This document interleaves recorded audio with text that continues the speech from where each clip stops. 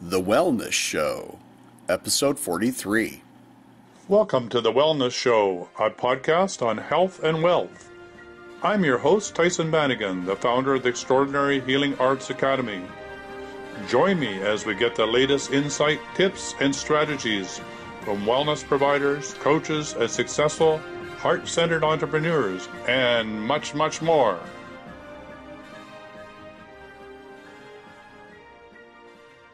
Welcome to The Wellness Show, and for today, I'm excited to have Kelly Call on the call today. And we're going to talk about an interesting topic that, to be quite honest, I know nothing about. So Kelly, who are you and what are you all about? Thank you for having me on the show, Tyson. My name is Kelly Call, and I'm a master transformational bodywork therapist. What that means is I'm a massage therapist that's really good at facilitating change. Now, do you do this at a distance as well? I can work over the internet at a distance, just working with people's energy and spiritual principles and understanding. It's usually most impactful if somebody actually puts their body on the table and we have hands-on contact, but it can work both ways. I'll put up my hand. I'll be a body on the table, but yeah, I also wouldn't mind doing something at a distance. So, well, maybe we can have maybe we can have a little demo on the call today. Maybe you can do something for the people on the call that help do a little bit of shift as it comes up. So I'd love to. How did you get involved in all this?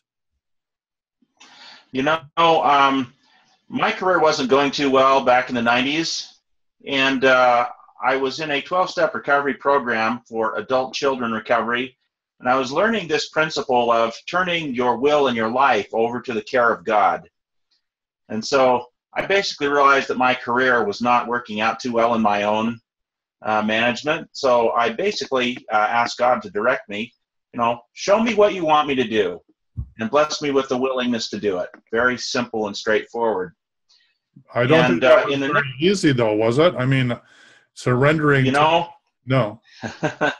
It had reached a point in my life where the alternative was worse. Oh, good point. I had worked for 10 years in the printing industry, actually 20 years in the printing industry, but I noticed these 10s all lined up. For the last 10 years, I've been making $10 an hour for 10 years.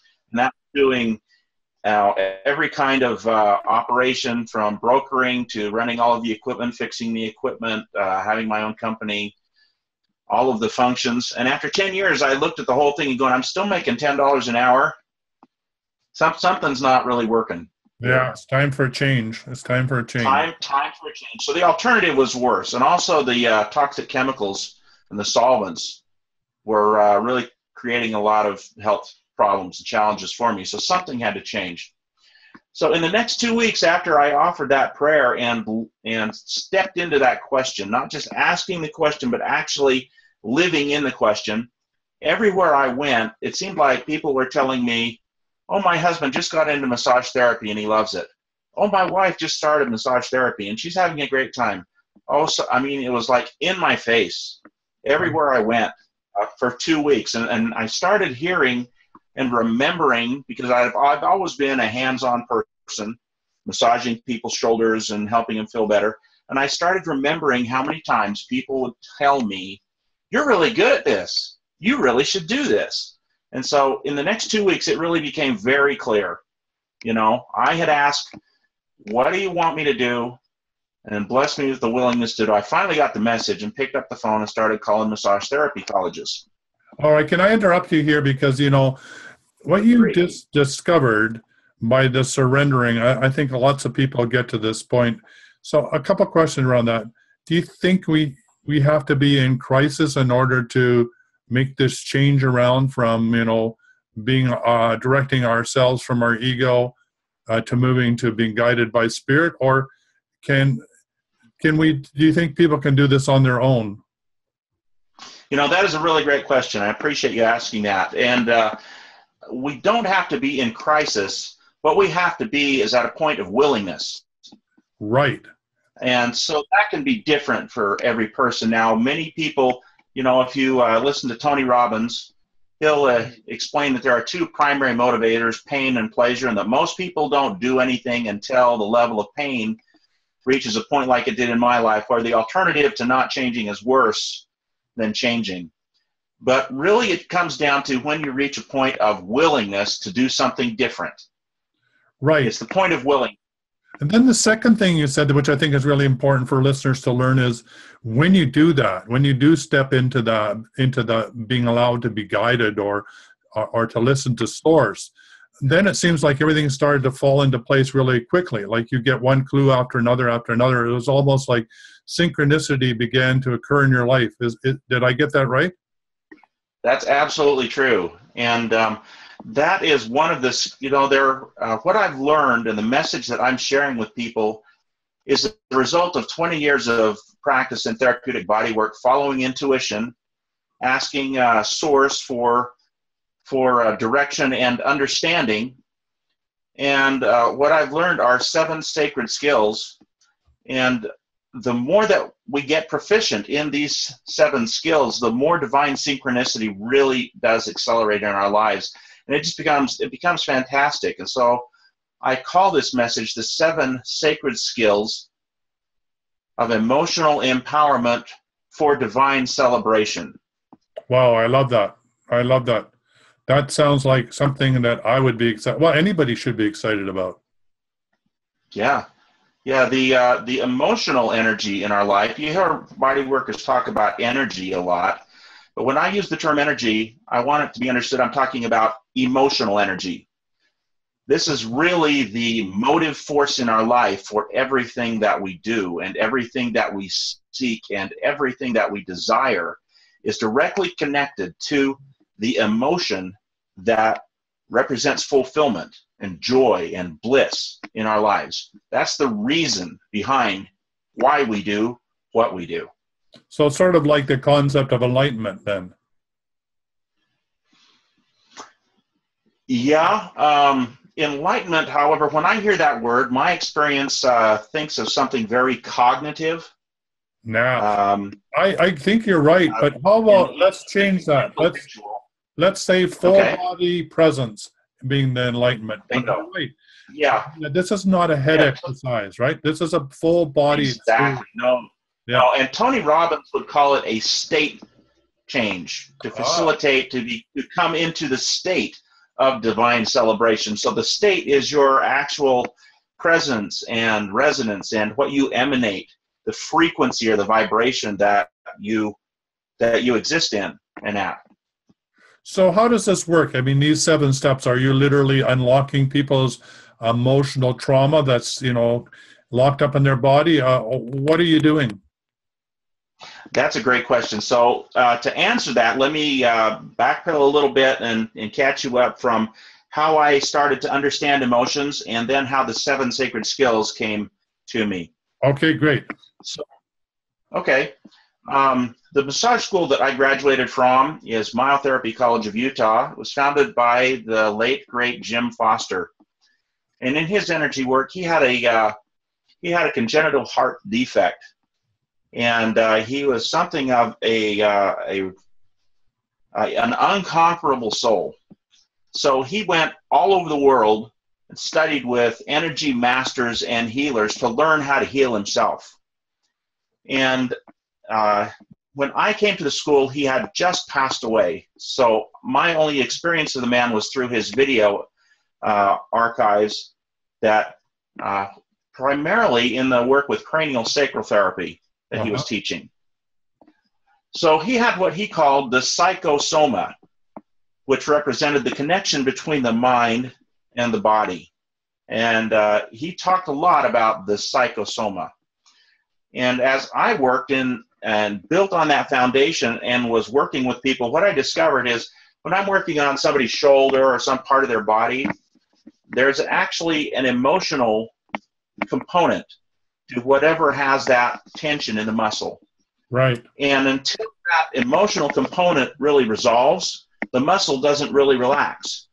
Nothing that I can really do as an external facilitator creates that internal shift like when someone resolves that emotional component to whatever it is. When they resolve that emotional component, then it relaxes. That's amazing because at one time, totally out of the blue, and this was a one-time event for me, I was doing massage with a person, and I would get to a point on a muscle and tell her exactly what was going on, at what age, how this muscle got locked. The whole story was in the muscle. Mm-hmm. It was like, I don't know where this came from. It was amazing. It was like reading the life of somebody through the muscle tension in their back. It was incredible. Yeah. You see, the other than conscious mind, our subconscious mind is our body. Yeah. So our body is our subconscious mind, and it's only subconscious because it is predominantly below our level of conscious awareness. Great. And as people engage in body work, I've worked with athletes, I've worked with dancers. I love working with dancers. People that are so body aware because their body is their expressive vehicle, either in sports performance or in dance. So they are very, very body aware. But our brain, our spirit, here's how it works. Our spirit animates our body through our emotions. The emotions are the connection between our spirit and our physical body. Let's see, your original question is, I kind of lost this train of thought. Let me back up. It doesn't matter. It's not even relevant. I mean, it's exciting. Okay, the emotions. I'm getting it back. Thank you for letting me reconnect there. Our brain, our other than conscious mind, is our body, and it brilliantly stores all this information emotionally. That actually is our subconscious mind, is our emotional memory. So is that like a sort of emotional language then? Yeah, it's a system. It's literally a system, just like any of the other systems. Your skeletal system, your integumentary, your skin, your lymphatics, your skeletal, your circulatory. You have an emotional system. It's just part of the makeup of how we're organized as beings. So people would always ask me when I'd be working on them, what's this about? I mean, it's like the classic question everyone asks. What's this about? What's this about? What's this about? It just, everyone is curious and wants to know how to be more empowered in their health and their well-being. So they would be asking, what's this about? Well, initially, I would say, I don't know. But I can ask into it with you, I can lean into that question with you intuitively, and we can listen. And so one of the skills is getting still. That's the skill for intuition. Our sixth chakra is our intuitive awareness. And the sacred skill that really empowers this is being still. Yeah, I agree. So as we get skilled at being still, that opens the channel for us to hear and perceive that still small voice that is truth. And so I would ask into this with somebody. And over 20 years of working with people, what I noticed was patterns began to emerge. And when I'd be working on someone's shoulder, it would always be related to some form of trust problem. If it was on their left side, it would be some kind of a feminine person or presence in their life that they struggled with trust issues. If it was on their right side, it would be someone on their masculine, their sphere of influence or connected in their life. And so I began to understand that this wasn't just psychosoma, but it was emotional. So I coined the term Ematosoma, which means the emotions of the body. And I started tracking it, writing it down, putting it on a map, diagramming it. This is this, this is this, this is here, this is here, this is here. And it validated itself repeatedly with every client, regardless of gender, regardless of age, completely unconditionally. It just proved itself again and again in clinical application that this is the emotional issue that lives here in the body. So I developed over years. Is that the same across all cultures?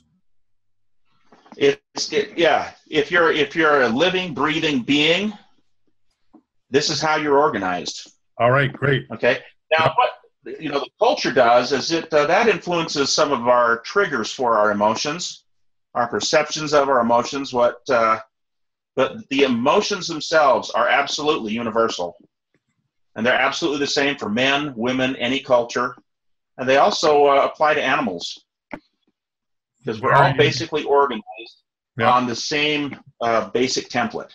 They're just variations on the template, but the organizational pattern is universal.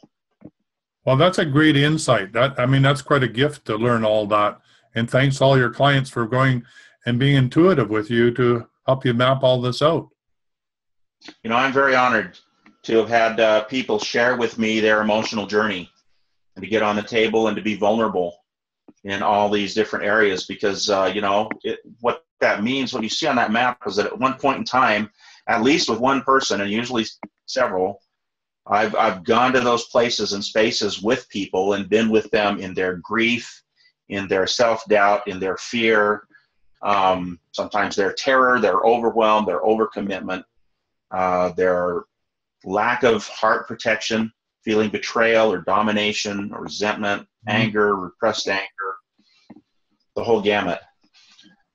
Yeah. Well, so I wrote my first book, Emotional Transformational Intelligence, because this stuff just did not want to die with me.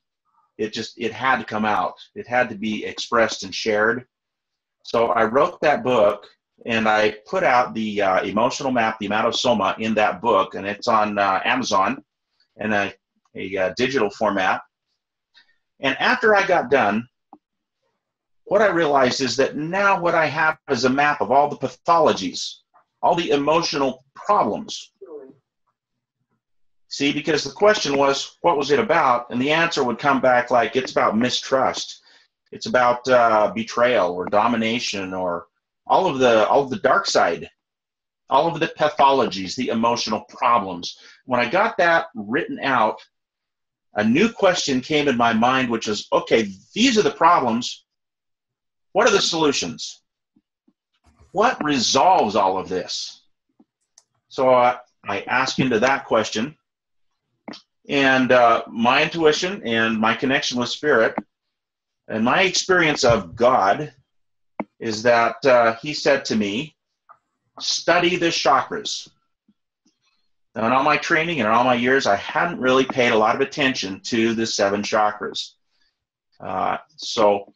But now I'm being told, and here's the cool thing. You realize that this is the answer to my question, and my question was, what resolves all of these emotional issues? That's a pretty big question. I'm basically asking now, I understand all of these emotional problems, what resolves all of them? And so the answer from intuition was, study the chakras. And so as I studied the chakras, what the Spirit continued to teach me is that there are principles that empower each one of these governing emotional energy centers in our body. These 7 emotional centers are just like transformer stations in an electric grid. They really govern a specific energy transference in us. And there's a specific skill set, which if we will focus on that principle, just totally turns them on and lights them up. All right. Removes all the restrictions. Can you give me an example? Okay.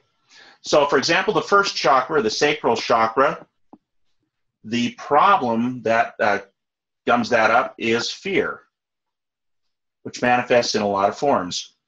Now, the empowering principle is faith. Right. Okay. That makes sense. All right.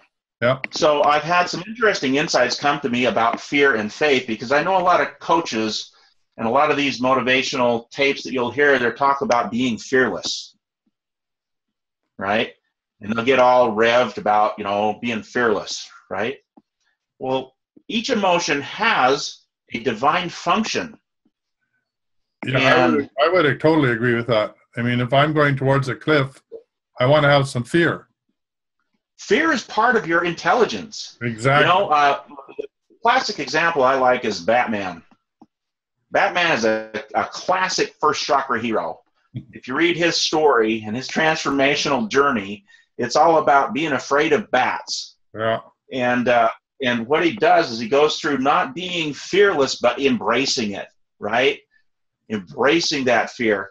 And then if you watch the Batman movies, you will hear references all the time to be aware of your surroundings, right? Mm-hmm. See, this is the function. This is the divine function. And people that pursue fearlessness lose their grounding.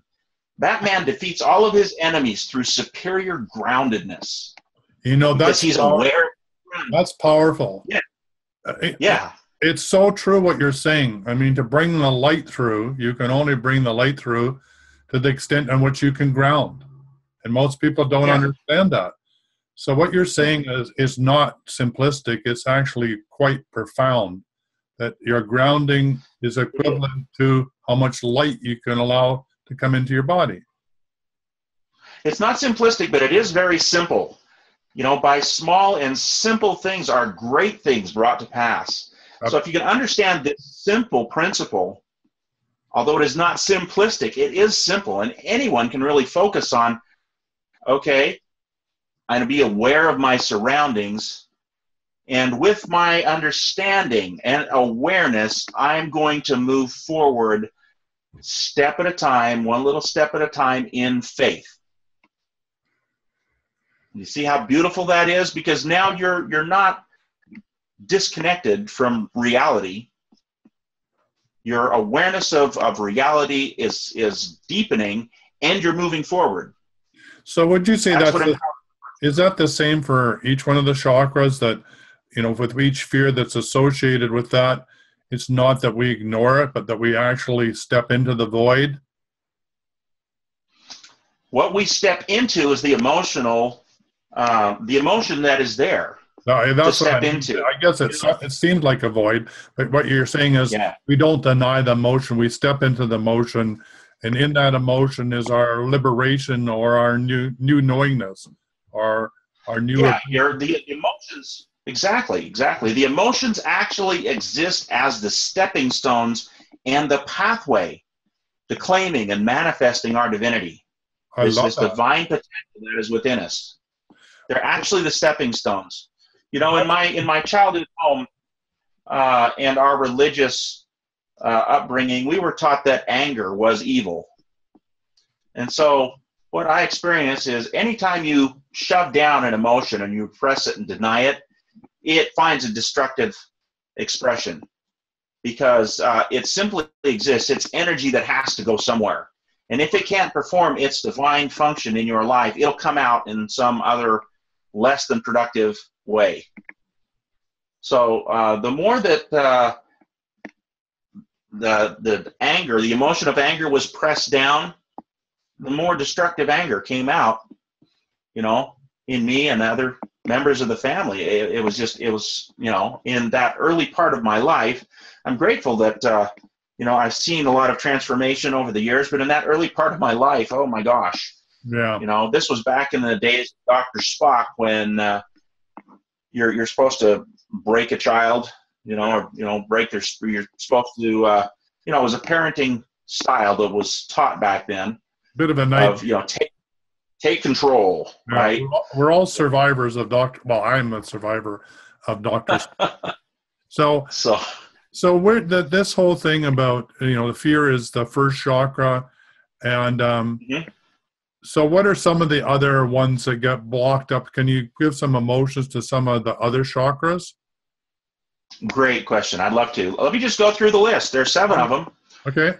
And they all interact together just like a musical instrument or an orchestra playing simultaneously. You have all the instruments playing. You have the brass section, the woodwinds, the percussion, the flutes. These chakras are all emanating at the same time. They produce all of the passion in our lives, all of the music, the art, the things that we love. They're all going at the same time. So they have a beautiful interplay. The first chakra is empowered through faith. The second chakra is our lower belly, And this is about the attachments that we form in our life. It's going to be really connected with our sexuality, with our close bonds, with the people in our lives that we're really bonded with. And what it actually is the process of digestion. And I use the word digestion because this is what we take in to our bodies, in our gut. And our second chakra is going through the process of deciding, am I going to make this a part of me, or am I going to let it pass? And so that is the process of digestion, is making that choice. What do I allow to be a part of me, and what do I say, this doesn't serve my highest and best interest, I'm going to let it go. Wow, I love that insight. No wonder we have spare tires. Well, yeah, you see, and the principle that empowers the second chakra is, I choose to embrace and make part of me everything that serves my highest and best good. Yes. And let go of everything else. Let go of everything else. Don't If it hang doesn't on. serve my highest and best good, let it go. Yeah, right. Right? Yeah, really. You feel what that does. You feel what that does. Just to even say that, just try and say, you wanted me to facilitate something. Let me invite you to say, repeat after me. I choose. I choose. To make part of me. To make part of me. Everything. That serves my highest and best good. That serves my highest and best good. And let go of everything else. And let go of everything that no longer serves me. Beauty. Does that feel good? That does. And that's Do you feel the state of divine celebration as you do that? You feel it come close. Yeah. It really is a profound letting go. It's a lot, it's the opposite of entrapment. It's a freeing energy. Yeah. Yeah. Take what, in 12-step circles, they say take what helps and leave the rest. Yeah. All right. So another way to say this. So that's number two. So in more ways than one, it's number two. All right. So what's number 3? Yep. You got it. Do what you need to do. Take care of business. That's right. So number 3. Okay, number 3. This is our presence. Our solar plexus is about our presence, our being. There are 2 really divine words that are expressed in scriptures, I and am. Mm-hmm. Moses approached God in the burning bush. And he said, who are you? And he says, I am that I am. What he's declaring is his identity and his being. His I is his identity. That's our 5th chakra. Mm-hmm. I. That's who owns. That's who authenticates me. It's me. I am Kelly. I'm a divine son of God. My name is Kelly. I'm owning it. I'm authenticating and claiming and authoring. You see, our authority actually grows. I'm skipping up to number 5. Just roll with it.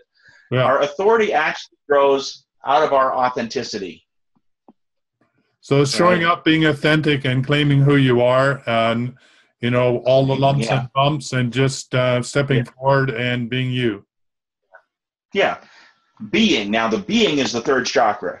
All right, we're back down to the 3rd. Yeah, the I, the identity, is our 5th chakra. Right. And the being, that's down here. Right, okay. Right in the middle. All right. These 2 energies, the authenticity is actually very fierce.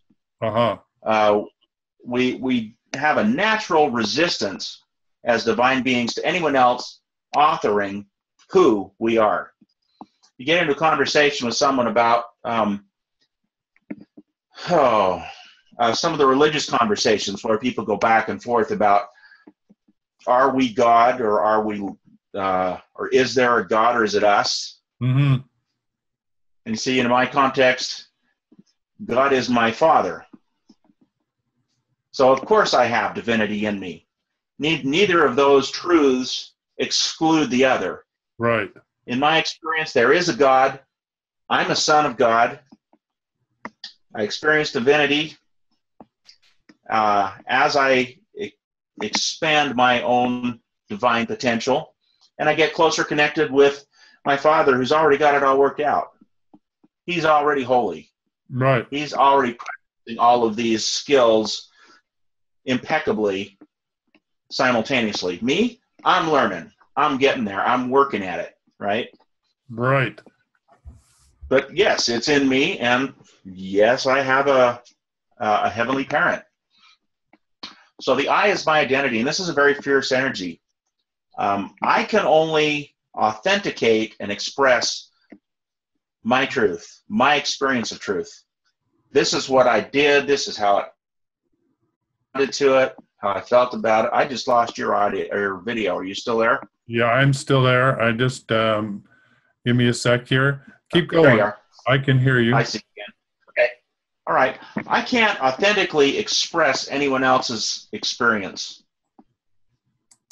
And Right. and this is what we naturally push back again is when someone else tells us how it is for us. And we naturally go, who the hell are you to say what it is for me, what truth is for me? I say what truth is for me. This is what I know is true. And, you know, it's great that you have that experience of truth. And if that's true for you, that resonates for you, great, more power to you. But don't tell me what my truth is, right? Because I authenticate, right? I own it. And I own my experiential learning process and my expansion. That's the only way that really resonates truth. So that's the I, and it's a very fierce energy. When I portray this, I like to use the symbology of Aslan the lion in the Chronicles of Narnia. Mm-hmm. See, Aslan steps up there and he roars. Yeah. I mean, that was C.S. Lewis' depiction of the Christ figure. But what he's really representing is authentication. That's what totally empowers the fifth chakra. Right. And opens this up our expressive, so we can express. People vocalizing, speaking, singing have to really learn to authenticate. Yeah, it's like the speaking in tongues. It's that fierce connection to source, right? And it ceases to be your voice. It's actually no, it is your voice. It's you owning your voice. Or the divinity within you. I guess you have to say which is the chicken, which is the egg. But yeah, I hear what you're saying. Yeah, it's claiming who you have to claim it. Yeah. You have to claim, this is my truth. This is mine. I own this. Right. Right? I own this truth. I've had this experience. I learned this. I get this, right? And I own it. Once I really get something, I can claim it. I can own it. I can share it. I'm totally empowered to engage with someone else in a conversation about it. Right. The being, however, the third chakra, being is a small, it's a statement of fact. When I tell you that my name is Kelly Call, do you see how I authenticated I'm owning it? Yeah. But when I tell you that I am a master transformational therapeutic body worker, it's simply a statement of fact. Right. I'm not ranting about my being. Because if I'm really resonating in my being, I'm simply stating a fact. That's who I am. My am is not big and domineering. It's just, that's a statement of fact. That's who I am. My name is Kelly Call. I am a master transformational therapeutic body worker. Do you feel the difference in the energy? Yeah, totally different. You're not trying to justify yourself. No, it's just, that's who I am. See the am, you hear that am, that's who I am. Yeah. And it's a statement of fact, that's all it is. Now, when we learn that skill of just stating the facts, that removes anger. If we don't do that, we have anger in our lives. And I grew up with that.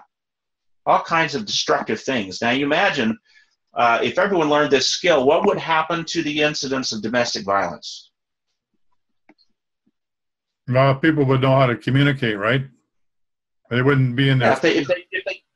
If they knew how to authenticate if people could just take away knowing how to authenticate and how to be, okay, so the skill of the third chakra is empowered through acceptance. Accepting and who they are. That's discovered willingness. Right. Yeah. The 12-step recovery put this out years ago in the book of Alcoholics Anonymous in page 449. And acceptance is the answer to all my problems today. And the prayer that I offered initially to get into this was, God, I don't know how to do my career. Show me what you want me to do. Bless me with the willingness to do it. It's the willingness to be accepting. That's really the point of when our being and our third chakra stops being angry. Right. Until we are willing to accept, we have anger going crazy places, creating all sorts of chaos in our lives. Once you say, yeah, I'm willing to accept what is, and let God show me what to do next, just put it right in front of me. It's the wonderful synchronicity as God does this. He puts the next right step right in front of you. I suddenly started seeing everyone talk about massage therapy and remembering all the people that said, oh, you're really good rubbing my back. You should really do this. Right. So as soon as I asked that question, it all opened up for me, and it was so obvious. It's like, oh, well, duh. I just asked God to show me what to do. And now everywhere I look, there's people giving me this same message, massage, massage, massage, massage. I'm like, oh, okay.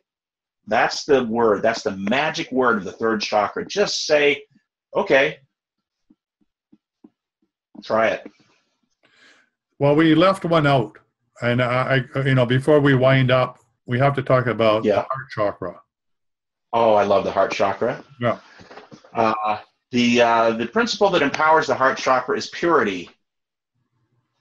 There are actually two sides of the heart, the masculine and the feminine. And the masculine heart deals with the alchemy of justice and mercy. How we judge, or are we unconditional? If we're unconditional, think of the sun. I use the sun as the example of the pure love, because the sun is not conditional. It makes no distinction for who it shines on. I mean, it's just all directions, all at once. It shines on the just and the unjust. It shines all around the world. It shines all around the solar system, 360 degrees, 3 dimensions, boom, no conditions. When we learn to practice being unconditional, that empowers the masculine side of our heart. Okay? And we learn to look on everyone with an equal positive regard, including ourselves. We forgive ourselves for things, judgments that we've had, comparisons that we've made with others. We just stop making comparisons. It's just pointless. That liberates us, and usually a lot of us carry a lot of grief, which can either come out as crying or laughing, either way. But when we really get into unconditionality, it liberates all this energy on the right side. The left side is about being unrestricted. This is the masculine side. The feminine side is about compassion. This is about empathy. This is about compassion, or being receptive. This is about giving. This is about receiving. Masculine, feminine. Receive and give. The compassion that we show a lot of times is not on equal footing. A lot of people I've experienced will be more compassionate with others than they are with themselves. Oh, absolutely. They'll let other people get away with, bloody murder practically in themselves. Oh my gosh. They have a standard of perfectionism that's just totally irrational. And so when you get the equality of positive regard, and then you allow yourself to receive the same compassion that you so generously give everyone else, or, however that imbalance is, there are people that are flipped the other way around. Most people I've experienced have been far harder on themselves than they are on other people. Yeah, I'd agree to that. So, well, I have to interrupt. We're getting really close to the end of the show. And I know that we could go on forever, because this is very exciting and very, it's just exciting to me and insightful. So Mhm. I think people are going to want to work with you, and they're going to want to learn more about this. So how do they do that? How do they get hold of this book? How do they work with you? How do they find you? What's the next step for everybody? I'm on the web, and my website is ematosoma.com, ematosoma.com. I'm also on Facebook. I'm doing a live event for the first time, taking the stage, presenting these 7 sacred skills of emotional empowerment for Divine Celebration, June 18th, which is a Saturday at 10 a.m. And anyone that's in this local area of Springville, Utah, zip code 84663, particularly if you're engaged in a business or massage therapy or counseling practice, social work, psychology, whatever, that is involved with an emotional component, helping heal and bring people to their emotional highest and best self, please jump on this event, which is on Facebook. Go reserve your tickets. I only have 300 seats available at this event. I'm going to do what I can. I haven't worked through the technicalities of either live streaming or recording it. I'll do one or the other. But if you're in the local area, put yourself in the room, get your boots on the ground. Let's have a transformational experience face-to-face. I really want to have the healers in the room, massage therapists, people working in the field, or individuals that simply feel a resonance and want to learn more. You're all welcome. This message is really for everyone. I love that. It sounds very exciting. It sounds like something I'd love to do. So as we wrap it up here, couple things that come to mind. One is, this is really exciting work. I love what you're doing. I think I'd like to have you back if you're open to this. I'd like to do another couple of shows, or maybe even one show for Chakra. I think we should do a series, and I don't see why you and I couldn't do that. We'd have a lot of fun doing that, and you could use it totally. a part of your course, part of your introduction, and our listeners would get the advantage of that. I love you for taking us through some of the statements around one of the chakras. So I want to do more of that in the future. And as we wrap up, what would you like to leave everybody with? What final thoughts around this groundbreaking work that you're doing? First, the message I really want people to hear: we are divine. We have potential to absolutely claim and manifest and inherit the universe. This is because this is who we are. We are children of God. You hear this taught in pretty much all religions. And cognitively, we understand that we are children of God, but we've only begun to scratch the surface of what that really means as we engage practicing the skills that generate emotional empowerment. That is the power center. The emotional empowerment is how we really lay claim and manifest the divinity in our lives. It's a fantastic journey. It's a skill. Anyone can practice a skill. Doesn't matter where you are on a skill level. It just matters that you're diligent in practicing and developing, getting a little better every day. I love that. So it sounds to me like emotional maturity is the name of the game. We all need to grow up, that we're all a musical instrument, have all these notes, all these vibrations, all these feelings, and guess what? None of them need to be suppressed. We need the white notes, the black notes, all the notes to make a symphony of who we be and showing up in the world. And thank you for giving us a pathway to begin to understand this so that we can fall in love with our emotions and to not deny them, but we can own them. So thank you for being on the show. It was a great blessing to meet you. We're going to have you back, and thank you once again and again and again. Likewise. I look forward to being able to share this with all my friends as well. So you'll have that available? Absolutely, it will be available. All right. Catch you later. Awesome. Bye-bye. Okay. Bye now. For quality online wellness products, courses, and services, visit our sponsors, theWellnessStore.ca. and the Extraordinary Healing Arts Academy located at thewellnessacademy.ca. To stay in touch, visit us at theWellnessShow.ca. And until next time, be healthy, wealthy, and wise.